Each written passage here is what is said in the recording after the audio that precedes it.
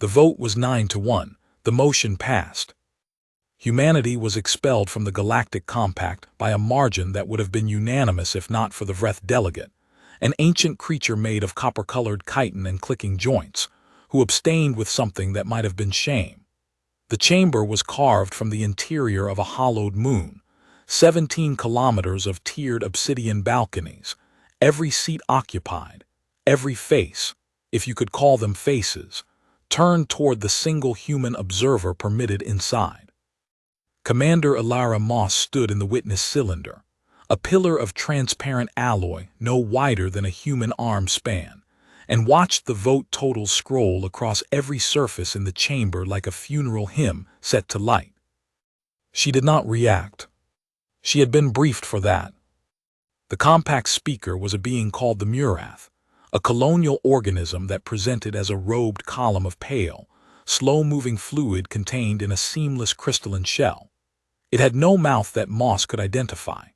Its voice came out of the air itself, a bone-deep vibration that the translation implant behind her ear rendered as something resembling sound, though the resemblance was imprecise enough that prolonged exposure gave her a headache she'd been managing for 6 hours. The species designated Homo sapiens sapiens is hereby removed from standing membership in the Galactic Compact. All territorial access rights, trade permissions, and diplomatic protections are revoked effective at this session's close. Humanity is directed to surrender navigational beacons within 60 cycles. Non-compliance will be treated as hostile action. 60 cycles, about 93 of their years. Moss thought they're being generous. That almost made her laugh, almost. She pressed her palm flat against the cylinder wall, cool, humming slightly with whatever power system kept the transparent column pressurized to human standard, and waited until the chamber had finished its procedural noise. The vote confirmation, the formal notation, the filing of the motion number. These things took 11 minutes. She counted them. She was good at waiting.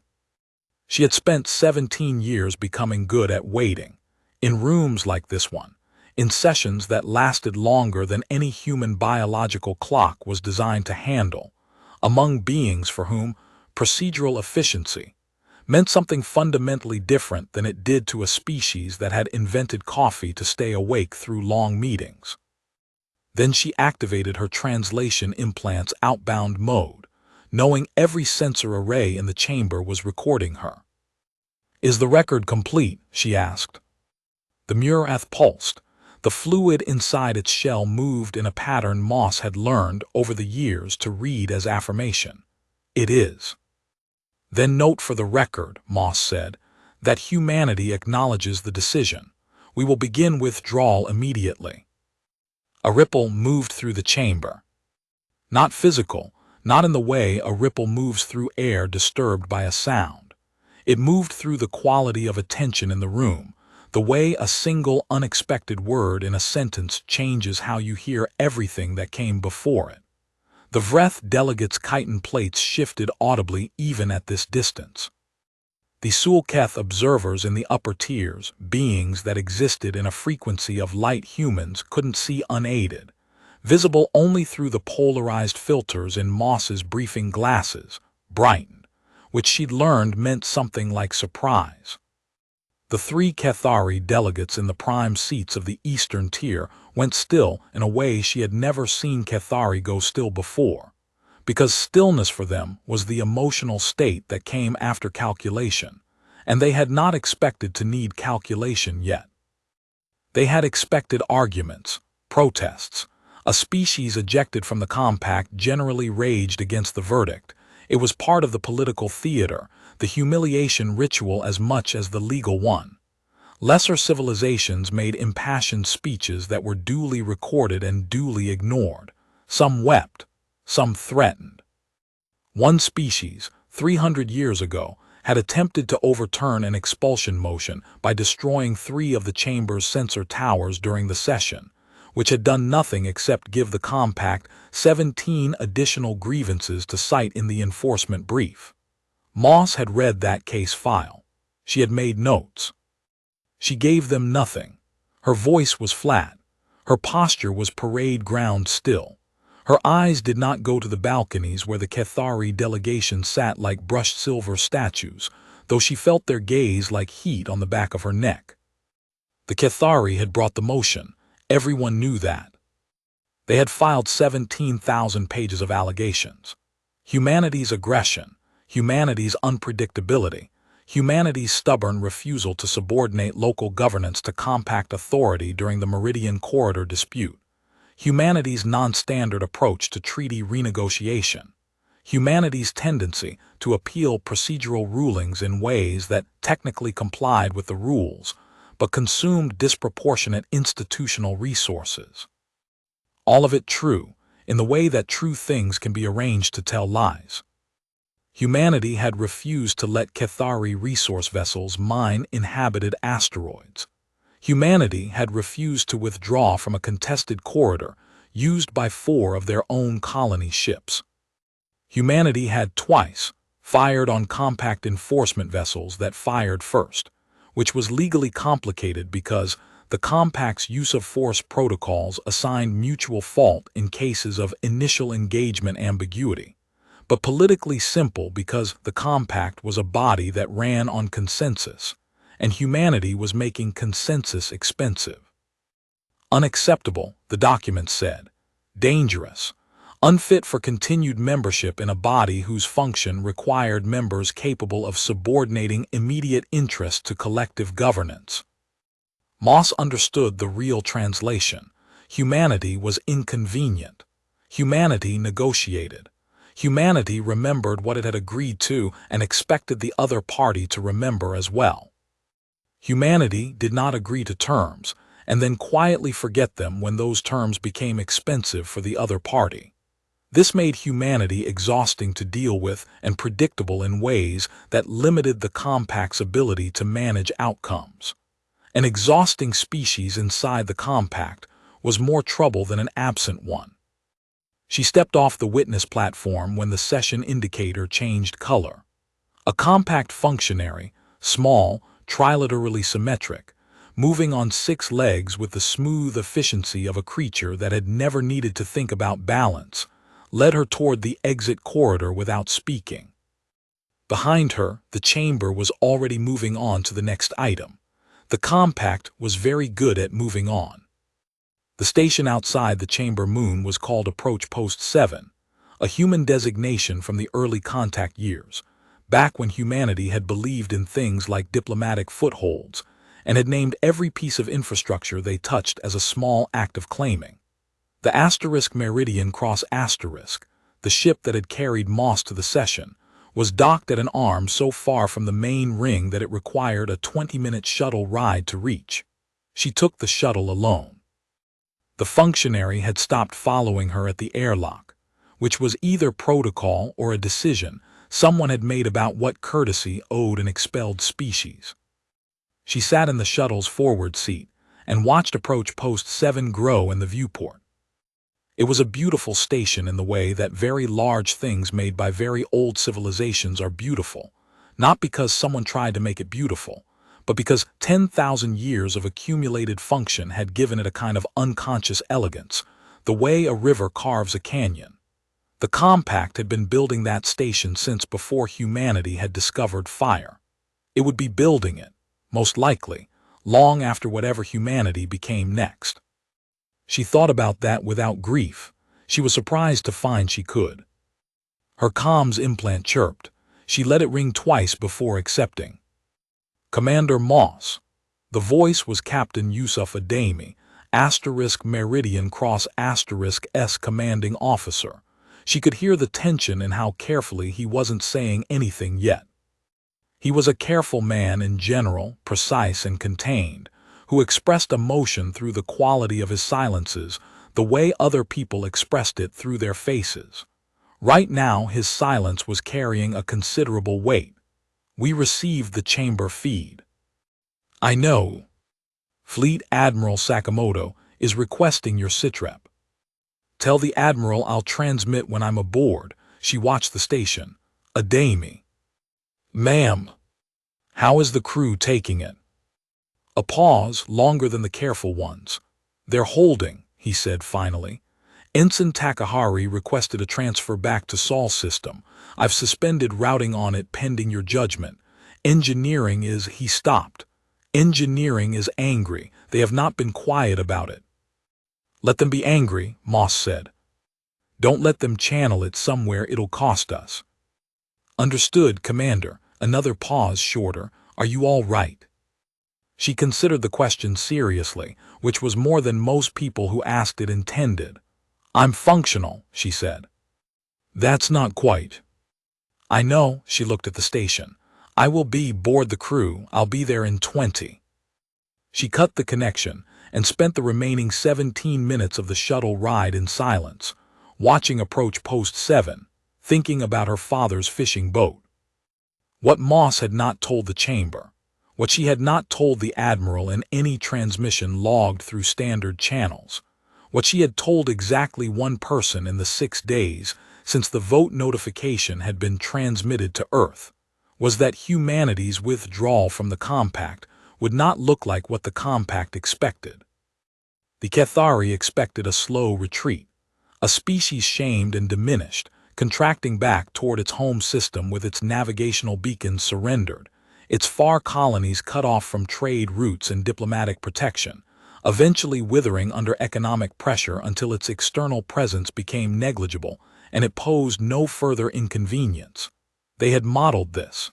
Their brief cited 4 previous expulsions that had followed this pattern. The Moor, the Pellanth III Collective, the Savi, the Draven species, all of them had contracted. None of them had recovered in any meaningful way. The compact's economic mass was large enough that cutting a species out of it was essentially a civilization-level death sentence delivered slowly enough to be deniable. The Murath expected compliance. 9/10 of all species removed from compact membership complied, because defiance was expensive and compact enforcement was 1,700 years of accumulated military doctrine and hardware, and the kind of cold institutional patience that comes from a civilization that does not die on human timescales. What neither of them understood, what the compact's 17,000-page brief had somehow missed entirely, perhaps because it was looking for the wrong kind of danger, was what humanity had spent the last 31 years building. It had not been easy to build without being seen. The compact monitored human technological development the way a careful gardener monitors a fast-growing vine, attentively, periodically, with the specific concern of something that can go in directions you haven't anticipated. But monitoring was not watching. Monitoring was automated systems flagging anomalies and a rotating set of liaison officers reviewing quarterly summaries. It was institutional attention with all of the blind spots that institutional attention produces. The tendency to flag what looked different from expected and ignore what looked exactly like what it was labeled. So humanity had labeled it carefully. Her name was Dr. Senna Akafer. She had been born in Lagos in the first decade of human contact with the Compact, educated in Geneva, recruited into the Compact Technological Integration Program at age 24 because she was brilliant, and because the CTIP was one of the few pathways that gave a human scientist access to Compact research literature without a 30-year publication lag. She had spent the next 18 years working at the deep science installation on Titan that the Compact knew existed, had inspected twice, had rated as an ongoing low-level research concern, and had last seriously reviewed 9 years ago when the quarterly liaison officer had noted it was making good progress on atmospheric composition modeling and moved on. Akafer was not what the liaison officer had been watching for. She was exactly as quiet as a person working at the most significant project in human history needed to be. She published papers on atmospheric science. She attended conferences. She maintained 17 professional relationships with Compact scientists in adjacent fields and was, by all accounts, a pleasant if somewhat focused colleague. Inside the papers on atmospheric science, In the methodology sections that no one in the compact had the reference framework to fully parse were fragments of something else entirely. Moss met her in Titan's core lab 12 hours after returning from the chamber moon. The lab was a cylinder 30 meters across, sunk 200 meters into Titan's methane-sheeted crust, and it smelled like ozone and machine oil and the particular variety of human exhaustion that comes from caring about something for too long. 41 scientists worked there, in rotating shifts that had been continuous for 11 years, interrupted only by personal leave that was tracked and balanced with the precision of people who understood that human endurance was part of the engineering problem. 39 of them were so deep in their own subsystems that they didn't look up when Moss entered. The other two were HFY and her project lead, a man named Dr. Vasil Bandar, who wore a thermal suit he'd patched so many times it was more patch than suit, and who carried himself with the specific physical confidence of someone who had worked with heavy equipment in pressurized environments for so long that his body had simply accepted it as normal. "Commander," Bandar said, extending a hand. He had the handshake of someone who'd spent 20 years doing it through gloves, firm and direct, and calibrated for the sensation of grip through insulation. "Doctor, tell me where we are." HFY answered before Bandar could. She was standing at a display wall that covered 40% of the lab's curved surface, her arms crossed, her eyes moving across data streams with the smooth tracking of someone reading something they'd written themselves. The way you can read your own work without seeing it, because what you're actually reading is the thought that generated it. "Gate array is at 89%, she said. "The remaining 11% is calibration. We can accelerate that."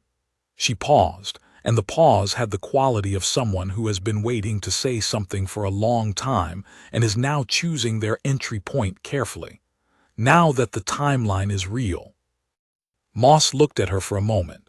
She'd been briefed on HFY from the beginning, her project, her team, her 11 years of work. She'd read the reports. She'd read all of the technical summaries and the security assessments and the risk profiles. But she hadn't been here, inside the lab, where the thing they were talking about in reports was something these 41 people had made with their hands. "Walk me through the final phase," Moss said. HFY uncrossed her arms. She moved to the display and began talking, and what she said over the next 40 minutes was simultaneously the most important thing Moss had ever heard and the most technically dense, the kind of briefing where you hold the thread of comprehension by choosing carefully which parts to follow and which to take on faith. Moss had enough physics to follow the thread. She had enough experience listening to compact scientists to know when a human was overstating versus understanding their own work, and HFY was not overstating anything. If anything, she was understating it, the way certain kinds of very confident people understate, not from modesty, but because they are so close to the work that its extraordinary nature has become, for them, simply what is. The gate, that was what 41 scientists on Titan had been calling it for 11 years, in the private nomenclature of a project that did not have a visible name. Publicly, the project was designated the Anomalous Spatial Geometry Research Initiative, which was deliberately boring enough that the Compact's liaison officers assigned to monitor human technology programs had filed it as low priority 18 months into its existence, and only checked the annual summary reports after that. Privately, it was exactly what it sounded like: a gate, a permanent, stable, controlled aperture in the fabric of space itself. Not a fold drive. Humanity already had fold drives, had them for 43 years, and so had every member of the compact. Fold drives bent space temporarily, let you cross interstellar distances in what the occupant experienced as seconds, and then snapped back. They required enormous energy. They left navigable signatures that any compact monitoring system could read, and they had range limitations that meant they were useless for anything beyond the existing compact navigation network. What HFY had built was different in kind, not degree. A gate was a permanent aperture, Once stabilized, it cost almost nothing to keep open. You could walk through it. You could fly a cargo freighter through it. You didn't need to be moving at fold velocity or carrying a fold coil or worrying about the navigational signature, because the signature was fixed and predictable, and most importantly, on the other side of the aperture where no compact sensor was pointed. The aperture opened into a region of the cosmos so far outside the compact's navigational charts that the light from there hadn't reached the compact's home systems yet. A place humanity would arrive before anyone else. A place that was, as Akaffer had written in the project's original proposal document, a document that lived in 3 encrypted copies on 3 separate cold storage drives in 3 separate locations, and had never touched a networked system, profoundly and specifically ours, for as long as we are willing to keep it that way. Humanity had 43 years of fold drive experience. They'd used that experience, plus the access to compact scientific literature that membership had provided, plus 31 years of dedicated work by people who understood they were building something no one could know about, to design something the compact didn't have and hadn't imagined. The compact had members who'd been spacefaring for 6,000 years. 6,000 years of experience with fold drives had apparently not prompted anyone to wonder what came next. Perhaps they didn't need to wonder. They already had everything they needed. Humanity didn't have everything it needed. Humanity had been repeatedly told, in the careful language of species condescension, what its appropriate level of ambition should be. Humanity had listened to those conversations and then gone back to its labs. The Cathari had not expected this. The Murath had not expected this. 17,000 pages of allegations about humanity's inconvenience and danger, and not one line about what a species does when it understands that it's been set up to fail. It builds a door. The 60-cycle deadline was irrelevant. They needed 6 weeks. Moss spent those 6 weeks doing 2 things simultaneously: conducting the most elaborate performance of dignified compliance in human diplomatic history, and coordinating the largest logistical operation humanity had ever attempted. On the visible channel, she met with compact withdrawal officers. She signed forms in triplicate in the compact's filing system, which used a notation format that required a dedicated software layer to interface with human document systems. She agreed to timelines for beacon decommissioning.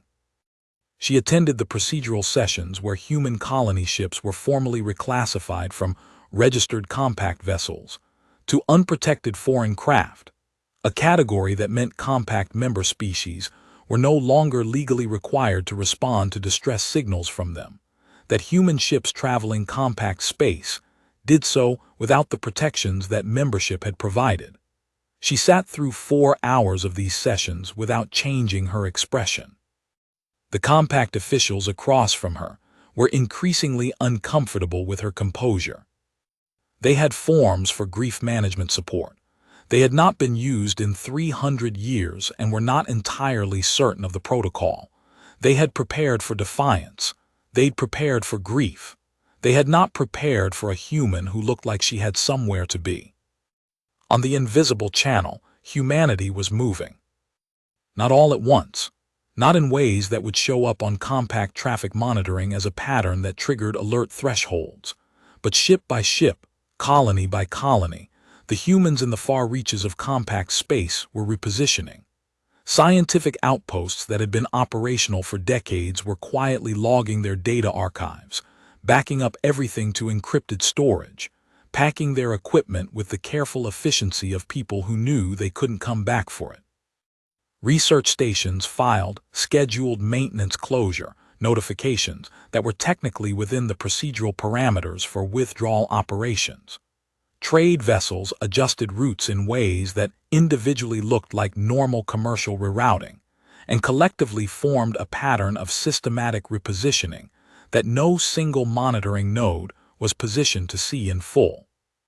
The children of people who had lived their whole lives under the compact's sprawling, bureaucratic, often frustrating but undeniably stable protection were being told, for the first time, the truth.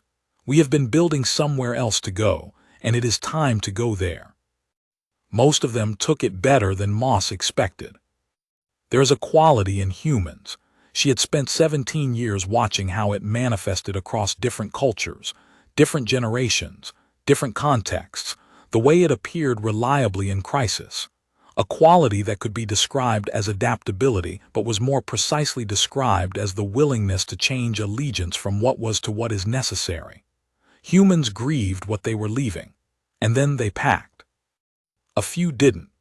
There was a settlement on a moon called Herath, just inside the Cathari border region, where the colonists had been there for 60 years, 4 generations, and the oldest among them had never seen Earth and would not live to see wherever humanity was going next. Those people were angry in a way that felt not like rage but like injustice, the specific heat of people who had done nothing wrong and were losing something they'd built with their own hands for reasons that had nothing to do with them.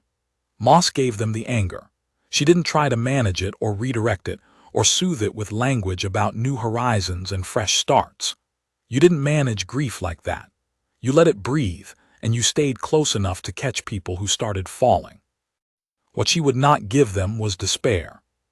She'd seen what despair did to a room, the way it spread like a pathogen, the way it convinced people that a bad outcome was the only possible outcome, the way it made people put down things they were carrying before they'd reached anywhere they could set them down safely. She'd learned that lesson not from any command school or leadership curriculum, but from watching her father, a stubborn, impractical man who'd repaired the same fishing boat 14 times when any reasonable economic analysis would have told him to buy a new one, because the boat was his father's boat, and the repair was the point. The repair was a form of refusing to accept the logic of replacement. The repair was insisting that what had value continued to have value even after it stopped being convenient. She thought about that boat a lot in those 6 weeks. She thought about it when the withdrawal forms required her signature on documents declaring human presence in 47 different systems to be null and void. She thought about it when a 12-year-old girl on a colony ship asked her, with the directness that children deploy when adults are being unclear, "Are we losing?" She thought about it in the small hours of Titan nights when the machinery of the gate array hummed through the floor of her quarters, and she lay awake listening to it. This thing they had built, this door that was almost open. "No," she had told the girl, "we're not losing. We're choosing." The girl had looked at her with the evaluating seriousness of someone who was not entirely convinced, but was willing to accept the claim provisionally, pending evidence. Fair enough, Moss had thought. 31 days in, the Cathari noticed something. Not the gate. They couldn't have found the gate at that stage. It was on the far side of Titan, in permanent shadow, built over 11 years, and listed on every survey map the compact had ever received from human authorities as Automated Atmospheric Monitoring Array 7 Delta. A designation so unglamorous that 3 separate liaison officers had apparently reviewed it and continued reviewing it and found nothing worth flagging. What the Cathari noticed was the anomalous volume of fold space traffic routing through the outer belt systems. Humanity's ships were being careful, but careful wasn't invisible over a long enough data window and to a sophisticated enough analytical system, and the Cathari had 1,700 years of experience at traffic pattern analysis. They had entire institutions dedicated to reading the movement of ships the way a physician reads a patient's vital signs, not looking for a single anomalous reading, but for the pattern that made anomalous readings meaningful.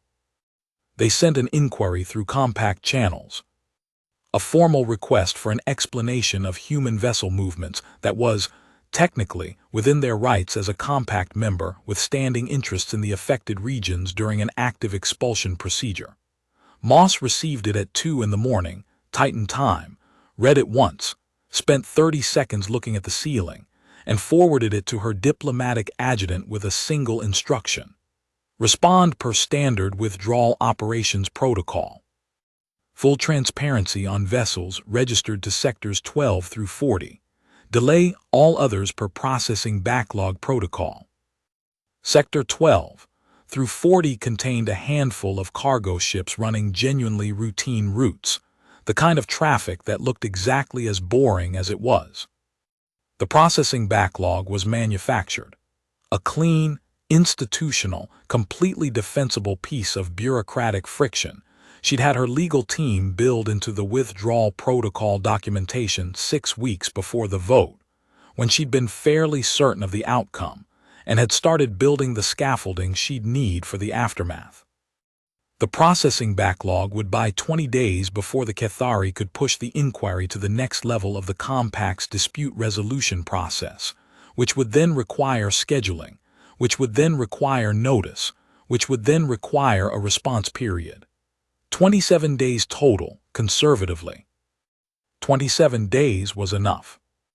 On day 43 of the 6 weeks, Dr. Acaffer sent a single-word message to Moss's personal channel, routed through the encrypted system that had been built for exactly this moment. The word was ready.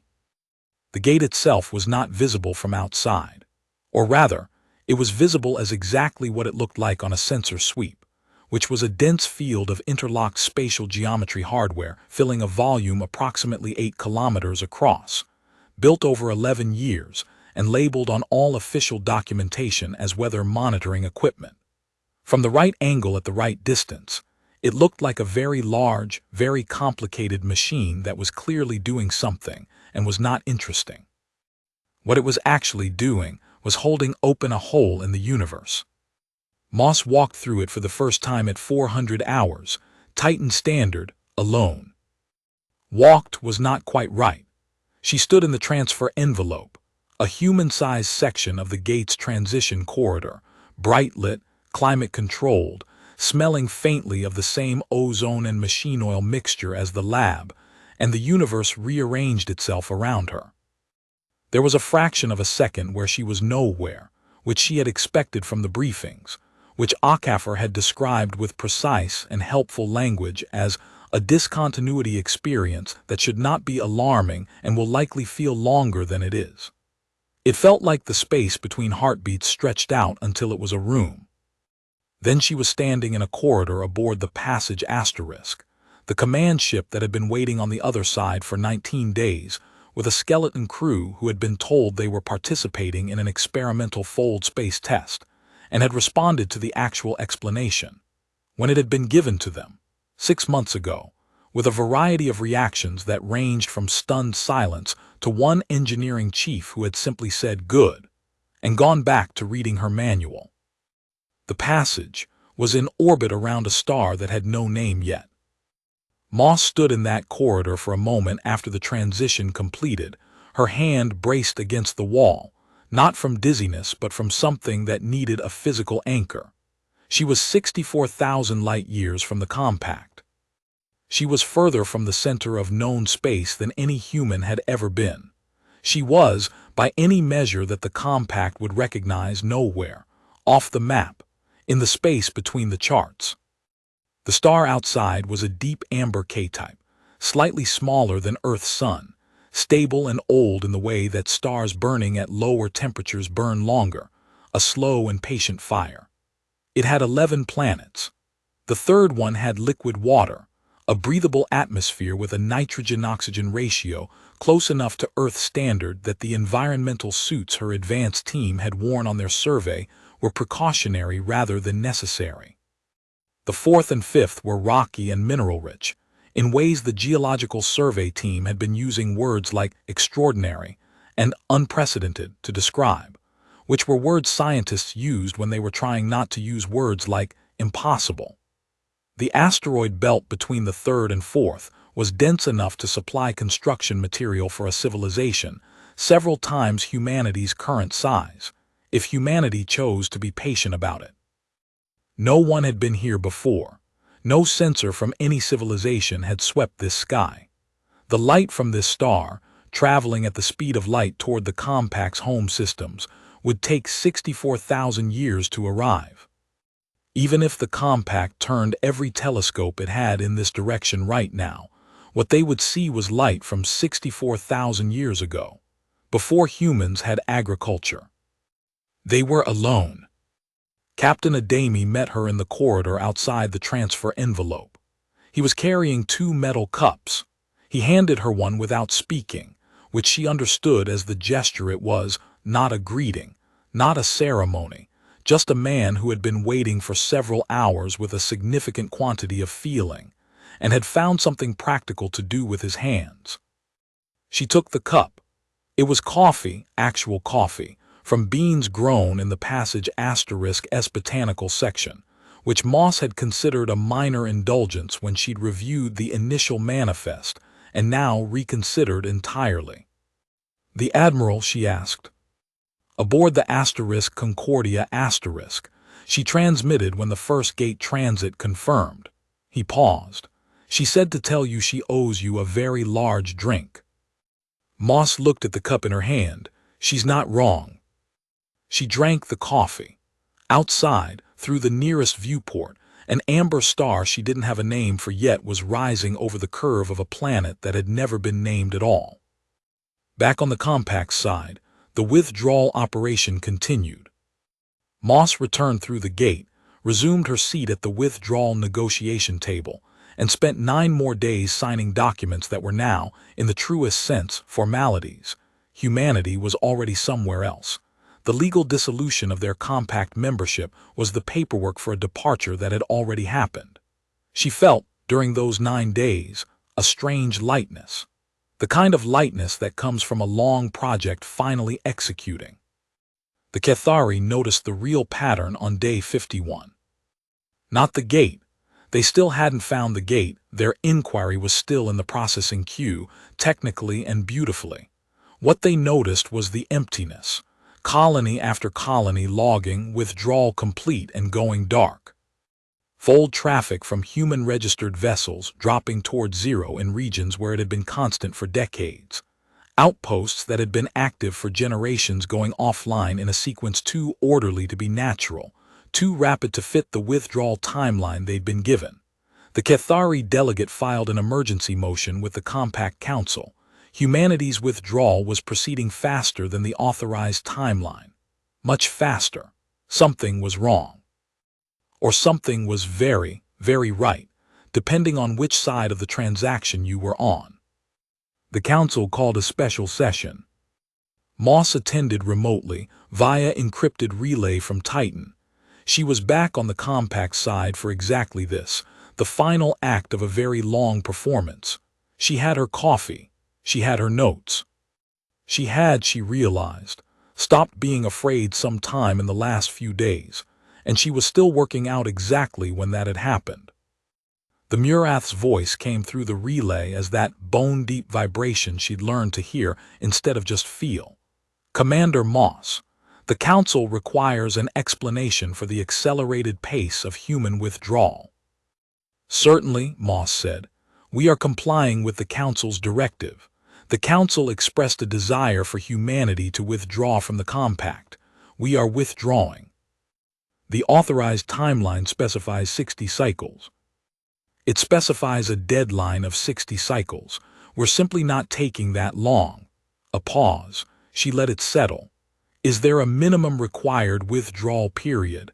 I don't recall seeing that language in the motion text."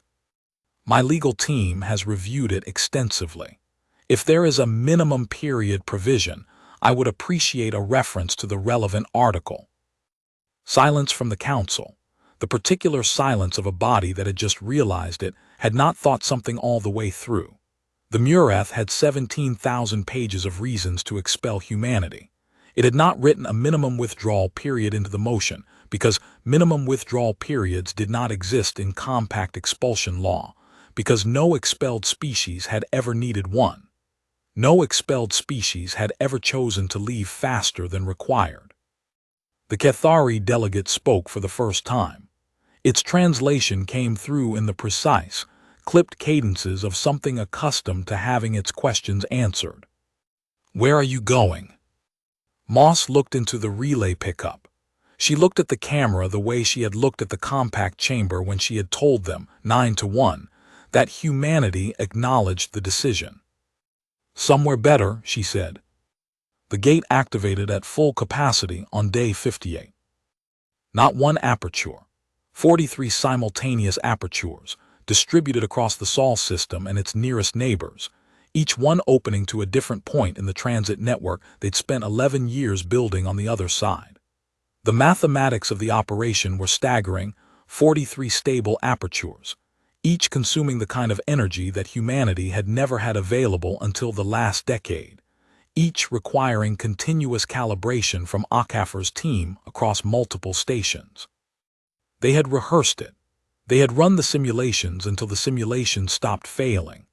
They ran it for real at 600 hours Sol standard, and it worked, and Moss stood in the Titan lab and watched the confirmation signals come in from 43 apertures and felt something she hadn't felt in a very long time. She had given herself 5 seconds to feel it. Then she had a galaxy to empty. Cargo ships, colony transports, research vessels, construction platforms, military escorts, hospital ships, school ships, the accumulated material wealth and institutional knowledge of 300 years of human spaceflight.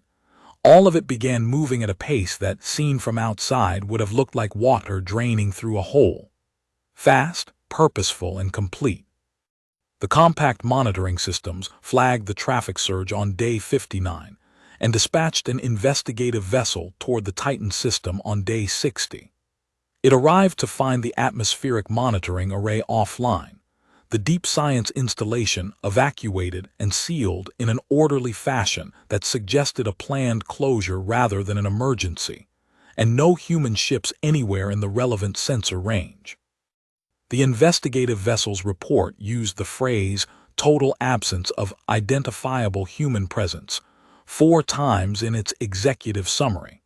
The compact had never used that phrase before about a member species.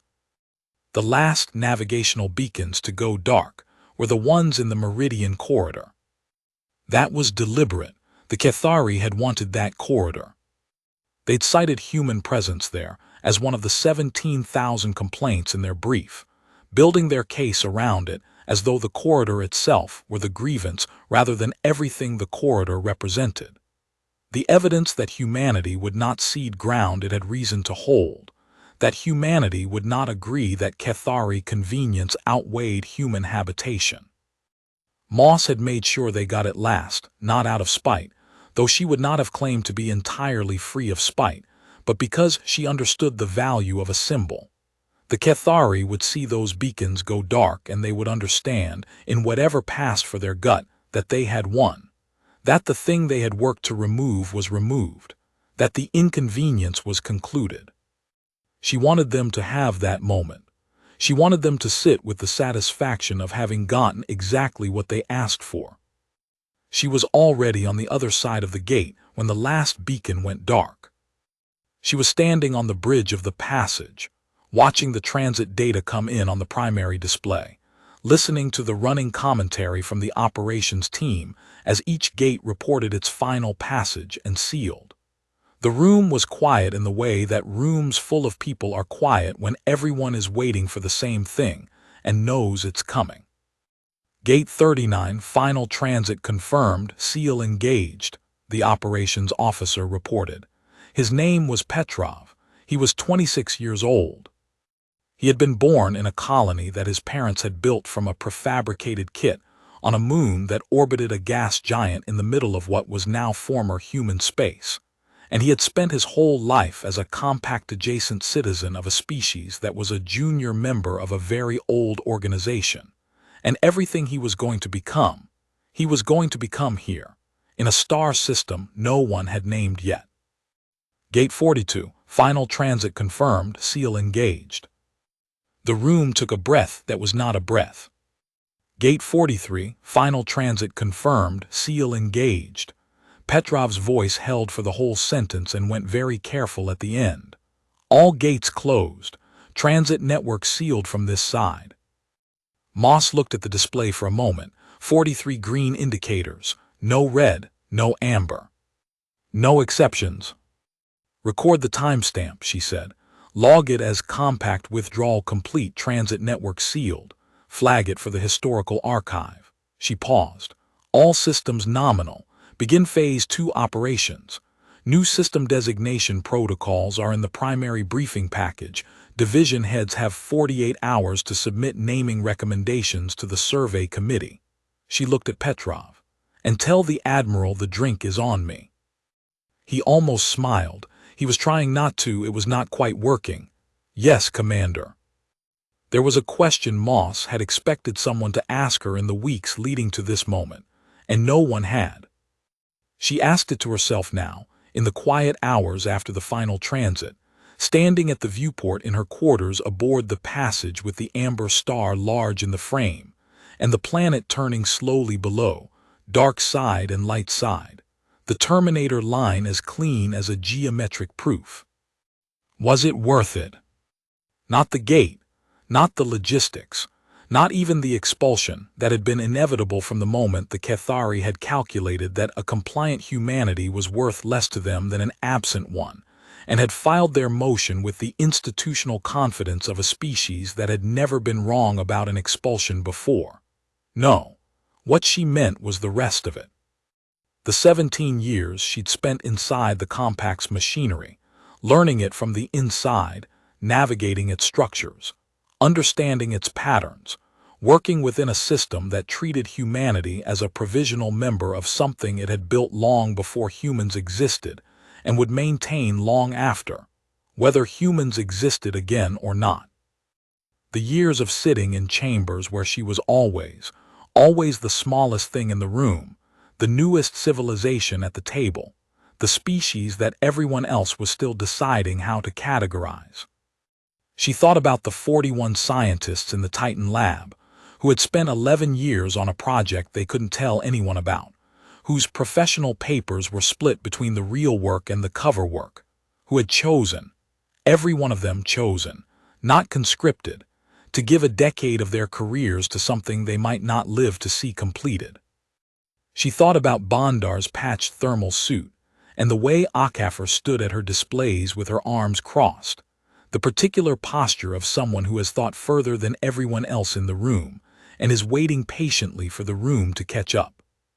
She thought about the Vreth delegate, who had abstained, who had clicked its chitin plates and looked at the chamber floor. Maybe that had been shame. Maybe it had been something that didn't translate, something that existed in Vreth experience for which no human language had a word, and the translator software had no category. Either way, it had been something, a choice, made in public, at some probable cost, and Moss had filed it away in the part of her mind where she kept things that mattered in ways she hadn't fully worked out yet. She thought it meant, not everyone in the galaxy is the Cathari, not every species that found humanity confusing or inconvenient or exhausting found humanity without value. Some of them had just been overwhelmed by the rate of change, by the volume of need, by the sheer quantity of feeling that humanity brought into rooms designed for measured deliberation, rooms where the furniture had been the same for 3,000 years and the procedural code predated agriculture. That was a thing worth knowing.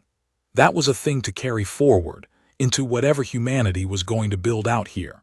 Not the chip on the shoulder, not the grievance, not the proof that the compact had been wrong about them. Just the knowledge that connection had been real, even when the institution failed, and that somewhere in a copper chitin body clicking its plates in an empty session chamber, something had recognized that and had not been willing to say otherwise. She'd spent 17 years learning to read alien political body language, and she had never entirely trusted her readings. But she trusted that one. The colony ship Endurance arrived through Gate 1 at 1400 hours on day 60, carrying 4,712 people from the settlement on Herath. The older ones, the ones who had been angry, who had been frightened, who had stood on ground their grandparents had broken and understood for the first time that ground was not permanent, came through the transit corridor in groups, into the receiving bay of the passage Asterisk, and many of them stopped when they saw the viewports, the amber star filling the upper quadrant of the glass, the planet below. Moss was there. She had not needed to be. There were protocol officers, coordinators, logistics teams who were extraordinarily good at this part of the operation. She had been there since 1200 hours, standing slightly off to the side, because she had felt, without being fully able to explain it, that this moment required someone who was not a functionary. That it required a witness who understood what was being walked away from and what was being walked toward, and who could be present for both without collapsing the distance between them. An old woman came through, near the end of the group. She was perhaps 80, perhaps older, with the long-weathered look of someone who had spent most of her life outdoors in variable gravity, her skin carrying the particular texture of age in low-humidity environments, her movements slow and deliberate in the way of people who have decided that their pace is the right pace, and have been right about it long enough that it has become a fact about them rather than a preference. She stopped at the viewport. She looked at the amber star for a long time. She looked at the planet. She looked at the star again. Then she looked at Moss. Her eyes were sharp in a way that surprised Moss the way it always surprised her. That sharpness in people who looked that tired. That specific clarity in eyes that had spent a long time looking at things and deciding what they meant. "Is it ours?" the woman asked. Moss had a speech prepared, something measured and truthful about the complexity of ownership and the ethics of territorial claim, and the ways in which the experience of the last few weeks had illustrated the necessity of approaching any new place with humility and care and the long view. She had the speech because she believed in it. She looked at the star. "Yes," she said. The woman looked at her for a moment, evaluating, and then gave a single nod that meant she had decided to accept this as accurate. "Then I suppose we'd better get to work," she said, and turned back to the viewport. The compact received official notification of humanity's complete withdrawal on day 61, filed through the standard diplomatic channels in a document that was meticulously and impeccably correct. Every form, every required appendix, every acknowledgement in the proper sequence. The compact's filing system confirmed receipt and assigned it a case number, which would sit in the permanent record for as long as the compact maintained permanent records. At the back of the document, following the last required appendix, was a single additional page. Not required, not legally necessary, just there because Moss had decided that the record deserved to contain it. It was headed simply, "Note for the record." It said, "Humanity accepts the Council's decision and confirms full compliance with the terms of the expulsion motion.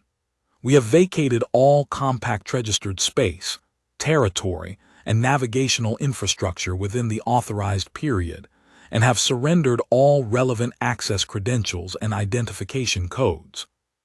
We want to note, for the record, that we do not consider this a conclusion. We consider it a beginning. Humanity entered the compact in good faith, participated in its structures with the full intention of contributing to its function, and abided by its processes, including this one, the process that removed us from them. We have withdrawn without violence, without sabotage, without any of the hostile actions that the expulsion motion warned against as possible consequences. We have taken with us our people, our knowledge, our work, and our intentions. We have left behind our navigational beacons as required and nothing that was not required. The compact may encounter humanity again, in whatever future the galaxy produces.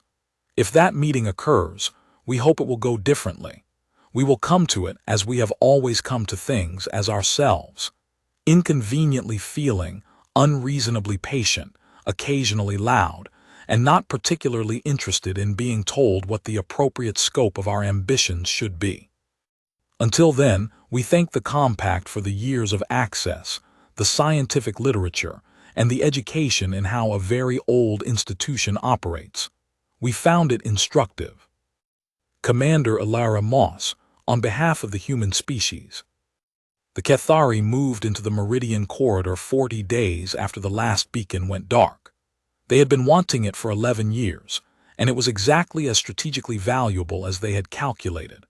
A clean corridor, fully equipped with the navigational infrastructure humanity had left behind because the motion had required beacons to be surrendered rather than decommissioned, which meant the hardware was intact and immediately useful. The Cathari were efficient about this. They filed the access transfer within 6 days. They had it running under their administration within a month. The Vreth delegate attended the session where the corridor transfer was formalized. It clicked its chitin plates together in a pattern that the translation system rendered as something that had no adequate approximation. The closest the system could offer was noted. No one followed up on that. In the new star system, 64,000 light-years from the compact, humanity planted its first agricultural plots on the third planet in the second week after final transit. The soil was darker than Earth soil and smelled of something unfamiliar that HFY's environmental science team was analyzing and would eventually classify as a compound of volcanic minerals and native microbial activity. Nothing toxic, nothing dangerous. Something that required minor adjustment to the microbial starter cultures they'd brought for soil seeding. It was, in the specific way of new places, not quite like anything they had words for yet. It smelled like potential. Bondar took off his patched thermal suit the morning of the first agricultural planting and did not put it back on. He stood in an actual atmosphere, breathing actual unprocessed air for the first time in 11 years of Titan installations, and looked at the amber sky, and the construction crews breaking ground on what would become the first permanent settlement, and the ships in low orbit unloading the materials for the first transit hub, and he said to HFY, "We really did it." HFY, who had never for 11 years doubted that they would, said, "Don't sound so surprised." Someone on the construction crew 3 kilometers away was playing music through an external speaker. Old music, bass-heavy, made for large open spaces that didn't exist on Titan and had not existed anywhere in humanity's recent experience. The bass line moved through the thin, dense air of a planet that had never heard it before, across a plain that had been unwalked a month ago, toward a horizon that no one had a name for. Moss stood at the edge of the construction site with her hands in her pockets and listened to it. She thought about the fishing boat. She thought about the woman from Herath who had looked at the amber star and said, "I suppose we'd better get to work," with the tone of someone making a practical observation about a pleasant situation. She thought about a child who had asked her if they were losing and had listened to the answer with the provisional acceptance of someone collecting evidence before deciding.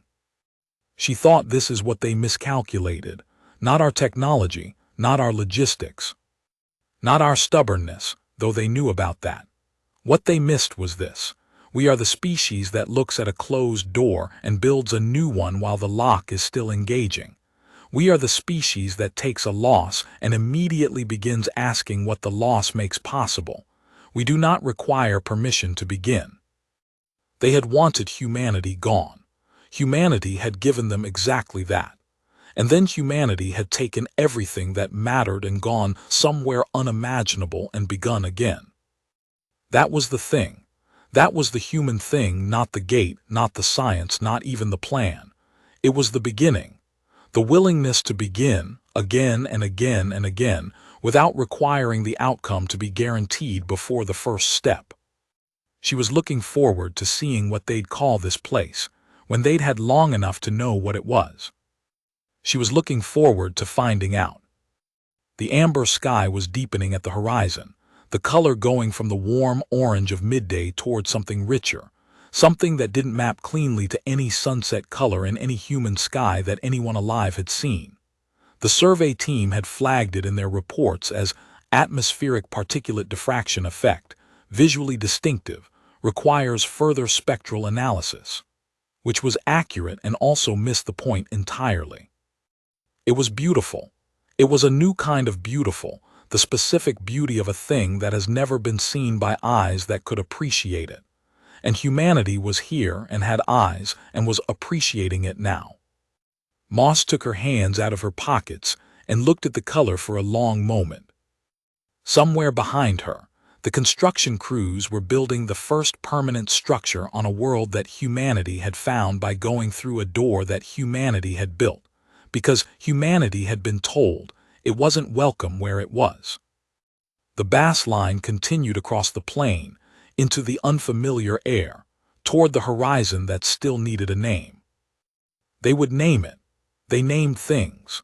They stayed long enough to name things, and the names stuck, and eventually the names became history, and history became the ground that the next generation stood on when they looked at whatever horizon was in front of them and decided to walk toward it. That was the human gift, Moss thought, not stubbornness, not ingenuity. Not the specific combination of emotional intensity and technical capability that had made them, as the compact brief said, unpredictable and ungovernable.